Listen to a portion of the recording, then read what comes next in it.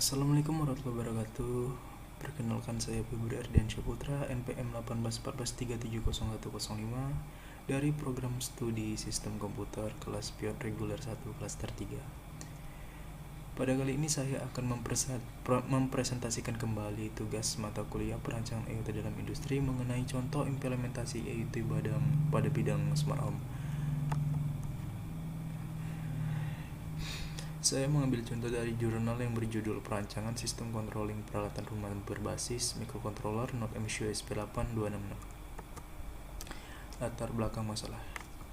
Di Indonesia, masih banyak masyarakat yang menyalakan dan mematikan perangkat listrik rumah tangga menggunakan tenaga manual, di mana pengguna harus berjalan untuk menyalakan dan mematikan perangkat listrik.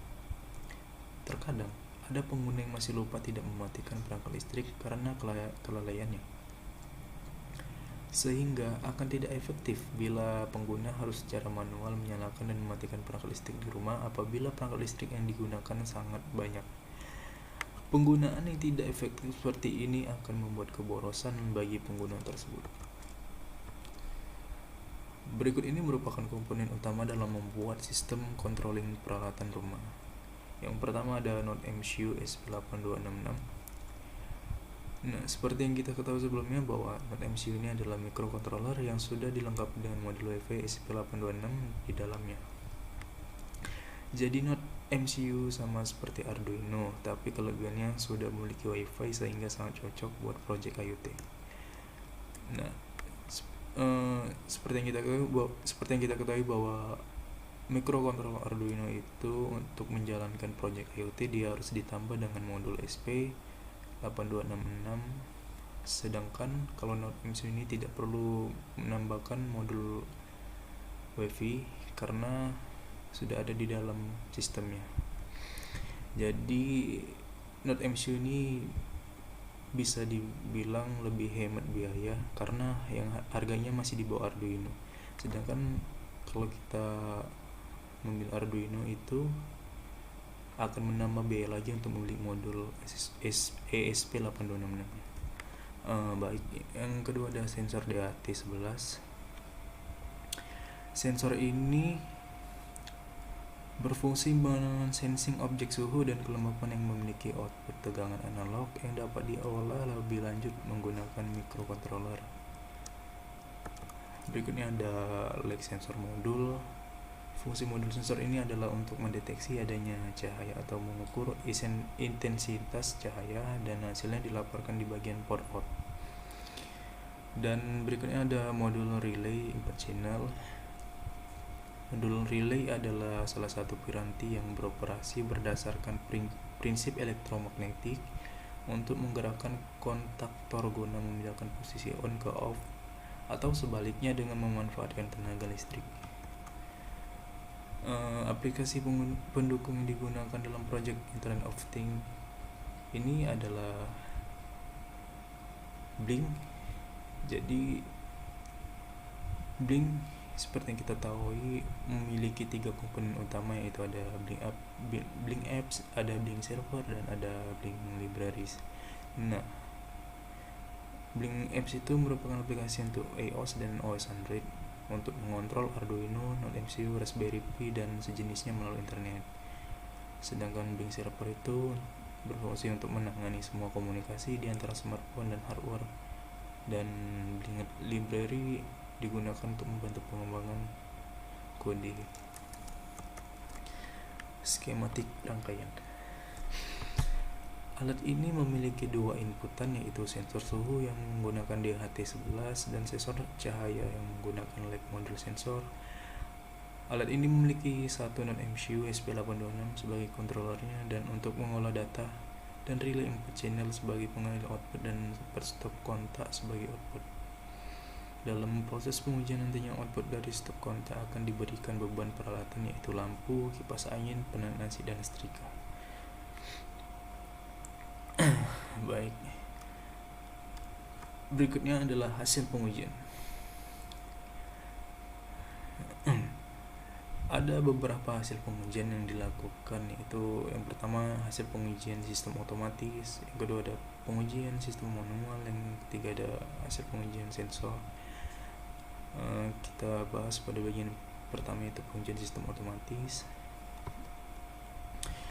Hasil dari pengujian sistem otomatis adalah ketika sensor DHT11 mendeteksi suhu ruangan di atas atau sama dengan 30 derajat Celcius, maka kipas akan secara otomatis menyala. Dan jika suhu ruangan di bawah 30 derajat Celcius, maka kipas secara otomatis akan mati. Berikutnya, jika sensor LDR mendeteksi intensitas cahaya di dalam ruangan redup, maka lampu akan menyala secara otomatis, dan ketika cahaya dalam ruangan terang, maka lampu akan secara otomatis mati. Nah, jadi pengujian otomatis itu sensornya telah diprogram. Jadi jika sensor di atas selusnya itu mendeteksi bahwa suhu berada di atas 32 derajat Celcius, maka sensor DHT11 ini akan memerintahkan agar kipas dinyalakan. Dan jika suhu di bawah 32 derajat Celcius, maka sensor DHT11 ini akan memerintahkan bahwa kipas akan dimatikan. Dan berikutnya, pada sensor RDR ini, jika intensitas cahaya dalam ruangan itu redup, maka lampu akan menyala, dan jika dalam ruangan itu terang, maka lampu akan secara otomatis mati. Dan itu semua telah diprogram melalui Node MCU. Berikutnya, pengujian sistem manual. Hasil dari pengujian sistem manual, user atau pengguna hanya memilih tombol yang telah tersedia pada aplikasi, di mana terdapat 4 tombol yang terdiri dari tombol untuk menghidupkan kipas, lampu, dan 2 tombol lagi bisa digunakan untuk peralatan rumah pendukung yang bisa disambungkan dan peralatan rumah yang diinginkan, seperti AC dan setrika. Nah, jadi hasil pengujian manual ini, pengguna tinggal memilih button yang telah tersedia. Jadi ada 4 button, yaitu yang pertama itu untuk kipas, kedua lampu, dan kedua lagi untuk peralatan rumah pendukung yang lain, contohnya saja penahan AC dan setrika. Jadi sistem manual ini si pengguna sendiri yang mengaturnya, apakah lampu mau dihidupkan atau dimatikan, apakah kipas ingin dihidupkan atau dimatikan, seperti itu cara kerjanya. Dan yang ketiga itu hasil pengujian sensor. Hasil pengujian sensor suhu, selisih suhu sensor dan suhu pembanding sebelum dikalibrasi memiliki error 1,3%. Setelah dikalibrasi, suhu sensor dan suhu pembanding memiliki error terkecil sebesar 0,3%. Dan pada proses pengujian ini memiliki error terbesar, yaitu 2,9%, serta memiliki rata-rata error 1,1%. Dan dapat disimpulkan bahwa alat yang dirancang dapat mendeteksi suhu cukup baik dengan perbedaan selisih yang cukup kecil antara suhu sensor alat dan suhu pembanding yang memiliki hasil error. Baik, berikutnya kita masuk pada bagian manfaat. Manfaat dari alat ini, yang pertama itu membantu pengguna dalam memonitoring perangkat listrik pada rumahnya.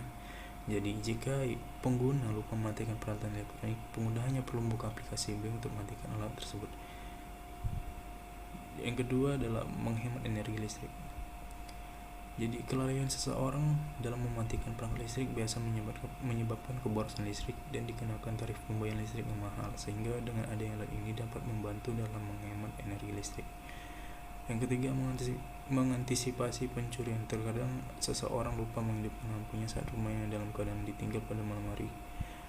Rumah yang ditinggal dalam keadaan gelap akan menjadi sasaran para pencuri, sehingga dengan adanya alat ini dapat membantu pemilik rumah dalam menghidupkan lampu tersebut. Dan proyek ini bisa dikembangkan lagi dengan memakai sensor mendeteksi gerak untuk mendeteksi adanya pergerakan sekitar rumah dalam keadaan ditinggal. Sekian presentasi dari saya. Wassalamualaikum warahmatullahi wabarakatuh.